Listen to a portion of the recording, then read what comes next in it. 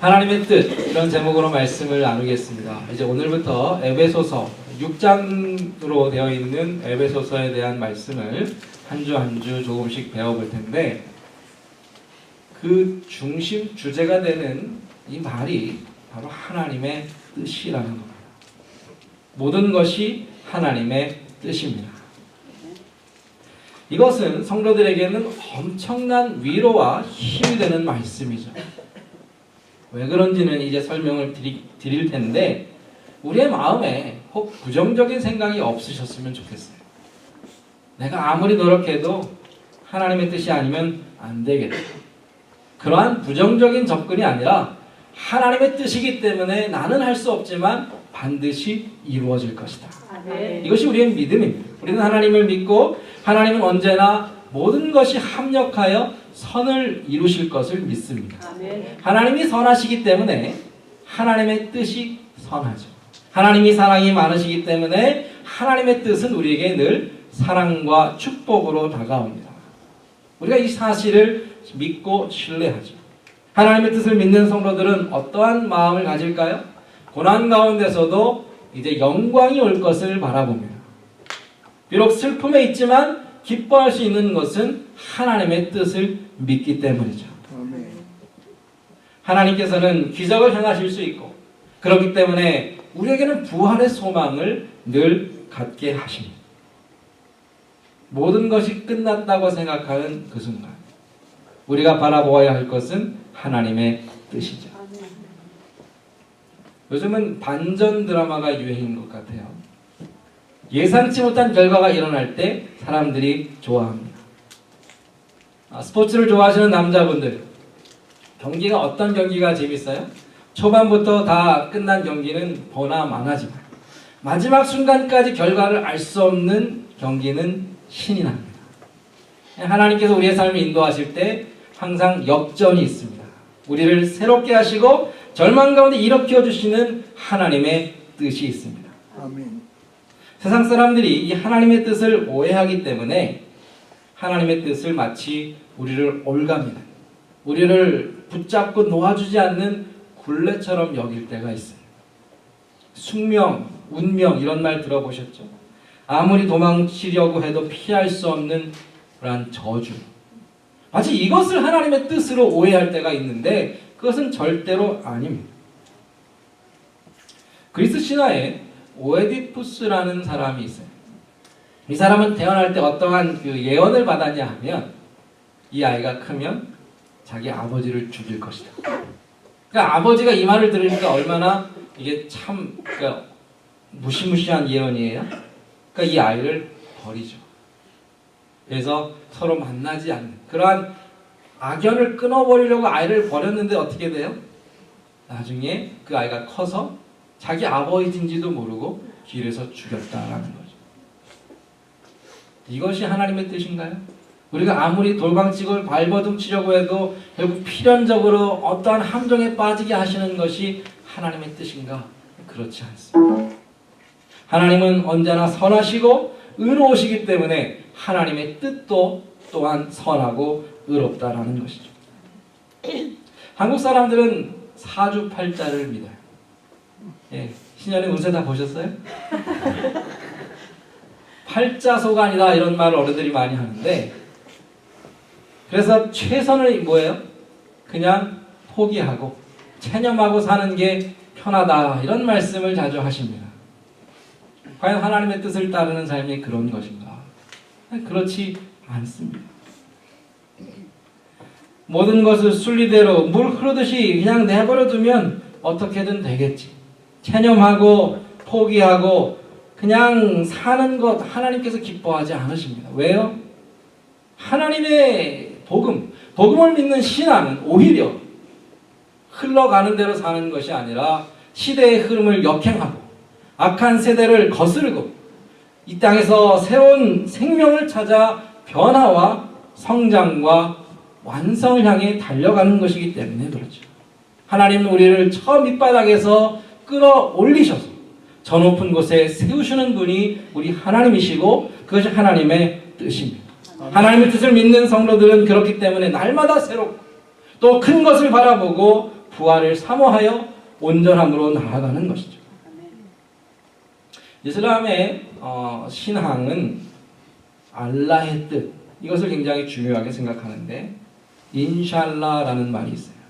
서로 사람들이 인사하면 아랍어로 알라의 뜻대로, 신의 뜻대로 이런 말로 인사하는데 굉장히 신앙이 좋아 보이지만 그들의 신앙 안에 큰 맹점이 있습니다. 그들이 믿는 하나님은 사랑이 없는 하나님, 무자비한 하나님, 무서운 하나님을 믿습니다. 그러니까 알라의 뜻은 굉장히 무서운 것이죠. 그 가운데는 용서도 없고 자비도 없고 긍휼도 없고 은혜가 없습니다. 눈에는 눈, 이에는 이, 이것이 그들이 믿는 하나님의 뜻인데 오늘 말씀에서도 나오지만 하나님의 뜻은 은혜와 평강입니다. 그러니까 우리가 하나님의 뜻을 믿고 살아가는 것이 우리에게 축복입니다. 하나님께서 우리를 사랑하시고 우리에게 선한 것을 계획하셨고 그 선하신 뜻대로 우리를 인도하시기 때문에 우리는 더 적극적으로 하나님의 뜻을 찾고 구하고 그 뜻을 따라 살아가는 것, 그것이 성도에게는 참으로 복된 삶이죠. 다시 말씀드립니다. 하나님의 뜻을 믿는 신앙은 소망이 있습니다. 미래가 있습니다. 하나님의 약속이 있습니다. 에베소서를 시작하는 바울의 처음 인사말에 사도 바울이 하나님의 뜻을 말하고 있습니다. 에베소서에서는 세 가지 주제가 있고 이 세 가지 주제를 앞으로 계속 말씀을 드릴 텐데 첫 번째가 예정이고 두 번째가 그리스도 안에 있는 하나됨과 충만, 그리고 세 번째가 은혜와 평강인데 이 세 가지를 다 포괄적으로 아우르는 말이 하나님의 뜻이라는 겁니다. 하나님께서 영원 전부터 모든 것을 정하셨고 또 그리스도 안에서 우리를 하나 되게 하셨고 성도로 부르셨고 그리고 우리에게 은혜와 평강을 날마다 부어주시는 이 모든 것이 뭐라고요? 하나님의 뜻이라는 겁니다. 우리가 원해서 되는 것이 아니라 하나님께서 이미 정하셔서 우리에게 허락하여 주신 것이죠. 그렇기 때문에 성도의 삶에는 모든 것이 하나님의 뜻대로 이루어져야 행복한 것입니다. 아멘. 첫 번째로 예정에 대해 말씀을 드리는데 하나님이 미리 정하셨다라는 말이죠. 사도 바울 자신의 삶이 그랬습니다. 하나님의 뜻으로 말미암아 그리스도 예수의 사도가 된 바울. 사도가 된 것이 누구의 뜻이었습니까? 하나님의 뜻이었습니다. 지금 여러분이 있는 자리를 한번 생각해 보시면 좋겠어요. 그 자리에 내가 있는 이유가 무엇이죠? 내가 이 일을 하는 이유가 무엇입니까? 누가 정하셨습니까? 하나님께서 정하셨습니다. 하나님께서 불러주셨습니다. 하나님께서 사도 바울을 사도되게 하셨습니다. 사도하면 굉장히 좀 멋있어 보일 수 있어요. 굉장히 교회 안에서 높은 자리에 있는 사람처럼 들릴 수 있습니다. 그런데 본래 그 말은 보냄을 받았다라는 뜻입니다. 다른 말로 하면 심부름하는 사람, 종, 요즘 말로 딜리버리 하는, 누가 이거 시키면 그대로 쫓아가서 해야 하는. 그러니까 눈이 오나 비가 오나 가고 싶어도 가고 싶지 않아도 자기 마음대로 할 수가 없어요. 누구 마음대로 해야 하냐 하면 그를 보낸 사람의 뜻에 따라 이곳저곳을 움직이며 다니며 그 일을 하는 사람이 사도였습니다.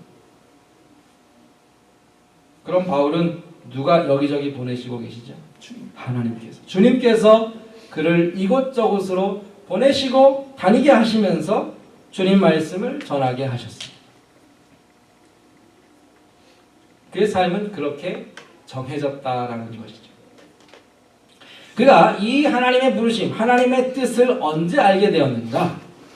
부활하신 예수님을 만났을 때 알게 됩니다.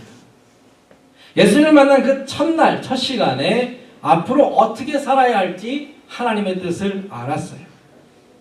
우리 중에 과연 하나님께서 나를 어떠한 자리로 부르셨는가, 무엇을 하기를 원하시는가 기도하는 분 계십니까? 바울은 첫날, 첫 순간에 그 사실을 알았습니다. 바울은 참 부럽다. 나도 좀 알면 좋겠다. 그런 생각하는 분이 계실 것 같은데 다르게 생각해 보면 우리도 하나님의 뜻을 모르지 않습니다. 놀랍게도 우리는 바울보다 하나님의 뜻을 더 쉽게, 더 분명하게 알 수 있습니다. 어떻게 알죠? 하나님의 기록된 말씀을 통하여. 사도 바울은 아직 완성된 성경을 받지 못했지만 우리는 하나님의 말씀을 이미 받았습니다. 바울이 이방인의 사도가 되어 이방인에게 복음을 전하기 위하여 살아야 한다는 그 하나님의 뜻을 알았던 것처럼 우리도 하나님을 위해, 주님을 위해 살아야 한다는 사실은 이미 듣고 알았다라는 것이죠. 문제는 크신 뜻은 가르쳐 주셨는데 그 과정은 설명해 주지 않으셨습니다.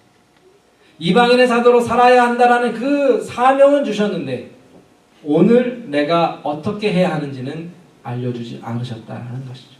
그 점에 있어서는 우리나 바울이나 마찬가지였습니다.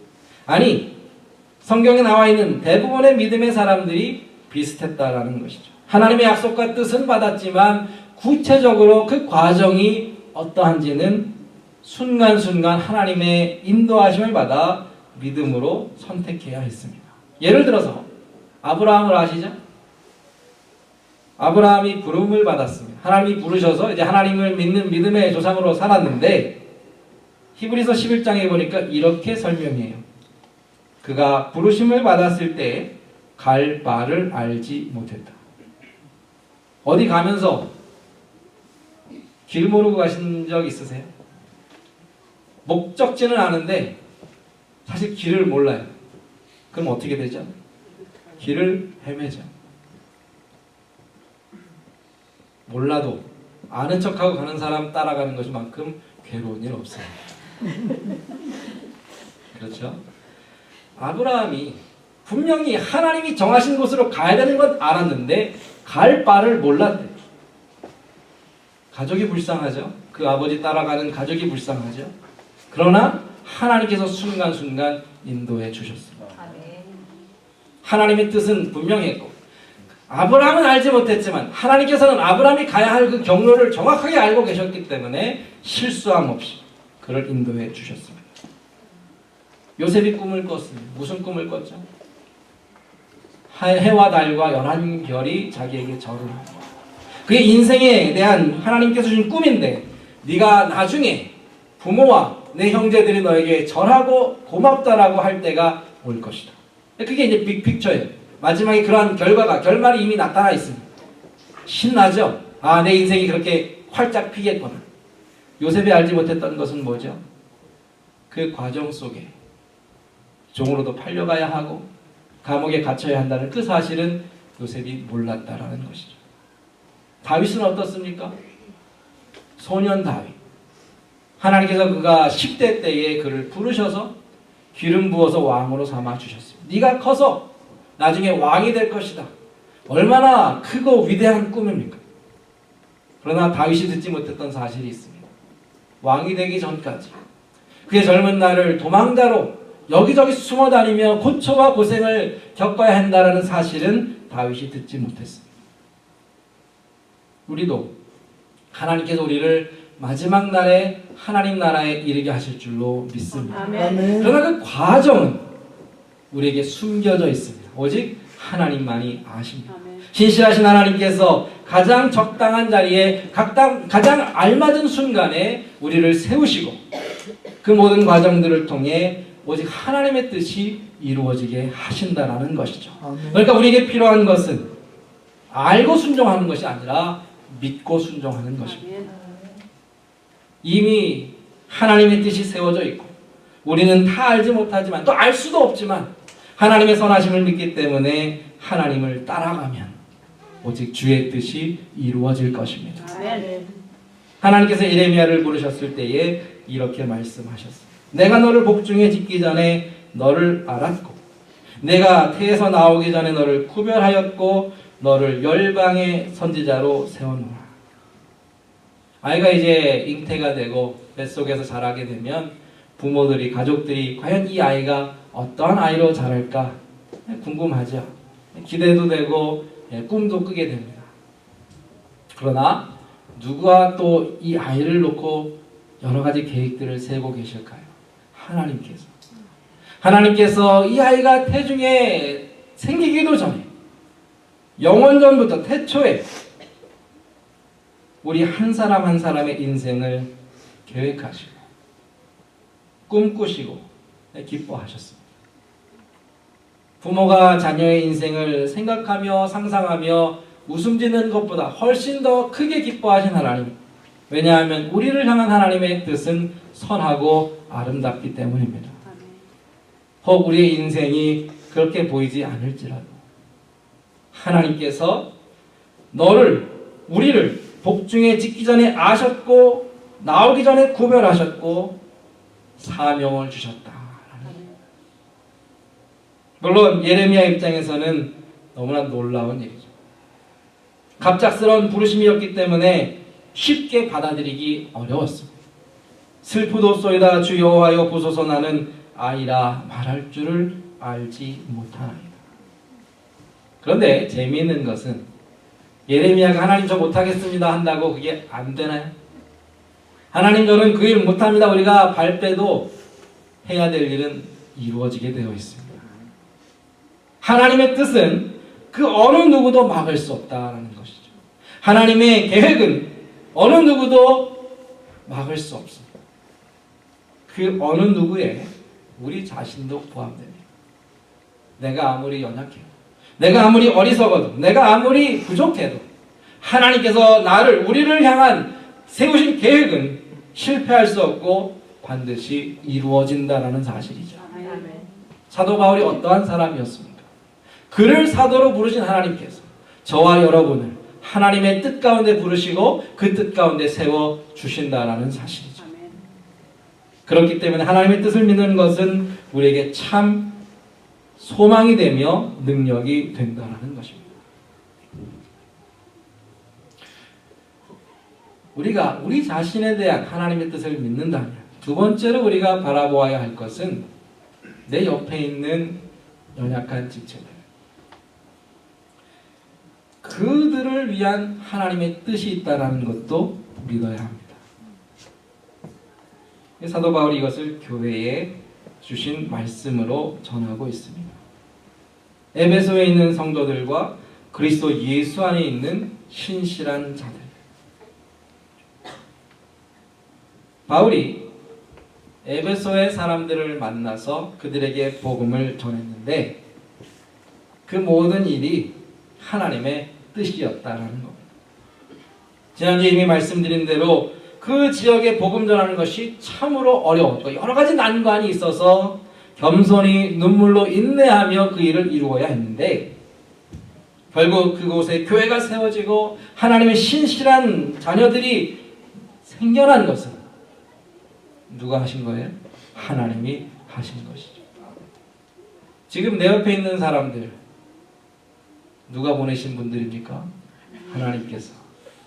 웃음이 나시죠?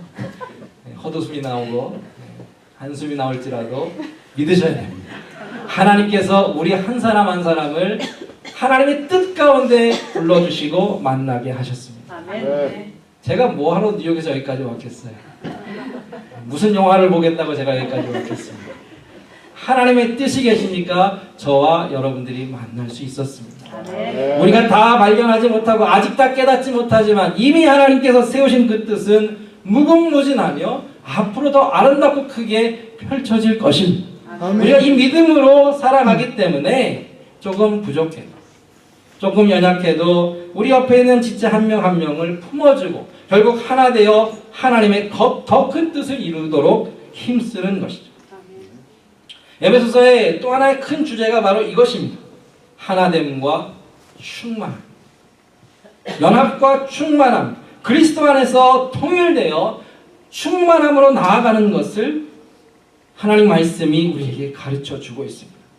에베소서를 이 6장을 크게 두 분으로 나눌 수 있는데 딱 절반으로 나누면 1장부터 3장, 이것은 하나님의 그 뜻에 대한 말씀을 가르쳐주고 4장부터 6장까지는 이 하나님의 뜻을 안 성도들이 어떻게 살아야 하는가, 어떻게 살아야 돼요?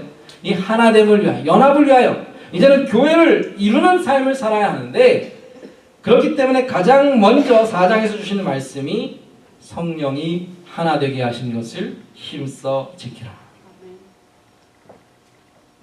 하나님의 뜻을 믿는 성도들은 나 개인뿐 아니라 공동체를 향한, 이 전 세계를 향한, 온 세상을 향한 하나님의 뜻을 믿고, 그래서 예수 그리스도 안에서 모두가 한 마음, 한 믿음, 한 성령 안에서 통일되게 하시는 그 뜻을 위해 살아갑니다. 하나님의 스케일이 얼마나 큰지 우리가 깜짝 놀랄 겁니다. 하나님의 사랑의 넓이와 높이와 길이와 깊이, 우리가 알려고 해도 알 수 없는, 결국 그 스케일은 얼마나 우리가 많은 사람을 품고 사랑할 수 있는가, 거기에 달려 있는 것이죠. 교회에 어려움이 있고, 특별히 관계에 어려움이 있고, 원하지 않는 갈등과 불화가 생길 수도 있습니다. 그런 때에, 그 어려운 때에 우리가 기억해야 할 것이 무엇이죠? 하나님의 뜻입니다.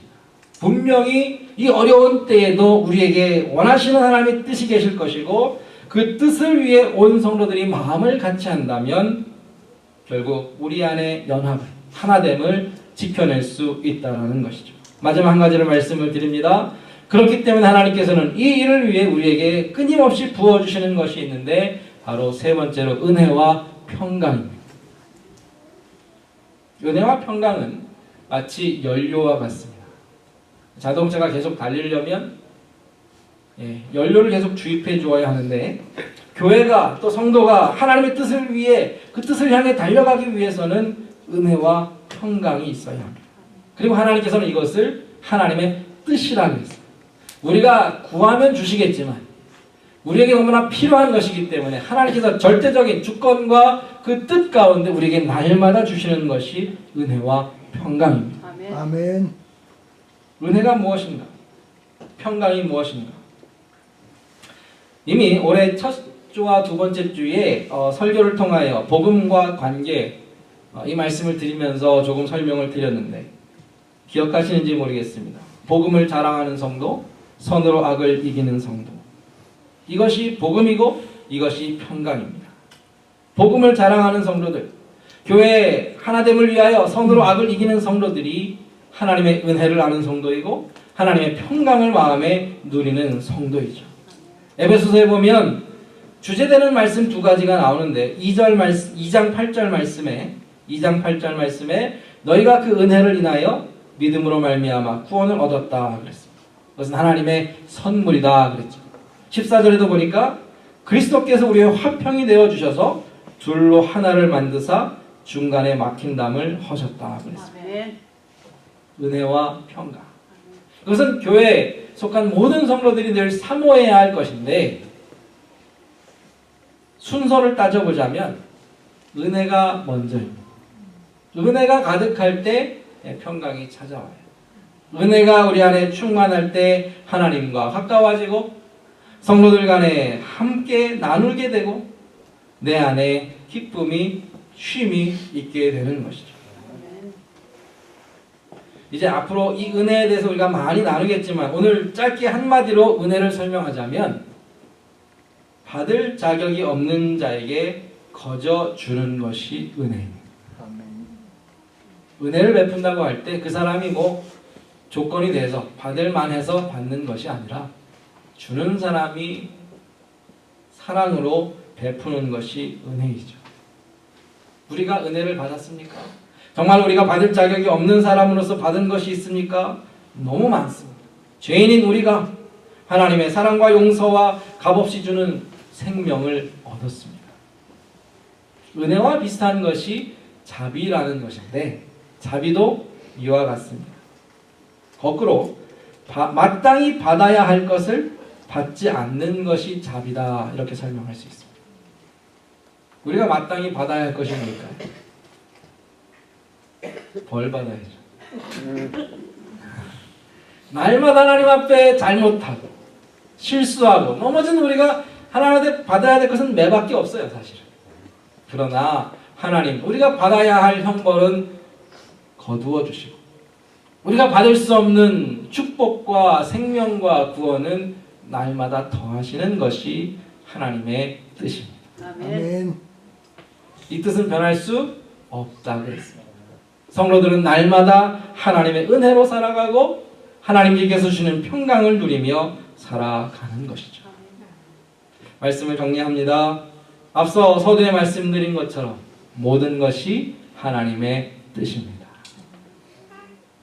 이 하나님의 뜻은 너무나 선하고 온전하고 귀한 것이기 때문에 우리에게는 능력과 소망이 된다라고 말씀을 드렸습니다. 아멘. 나는 할 수 없고 그래서 포기하고 싶고 이제는 더 할 수 없고 이제는 주저앉고 싶은 그 순간에 우리의 삶이 역전의 인생으로 반전의 드라마로 변할 수 있는 것은 여전히 하나님께서 살아계시고 더 큰 것을 하나님께서 계획하셨기 때문입니다. 우리의 인생은 이러한 것입니다. 날마다 놀라운 변화와 새로운 기적이 있을 것입니다. 하나님께서 함께 하시기 때문에 하나님께서 우리에게 새로운 것을 주시기 때문에 우리에게는 참 소망이 있고 내일을 바라볼 수 있는 것이죠.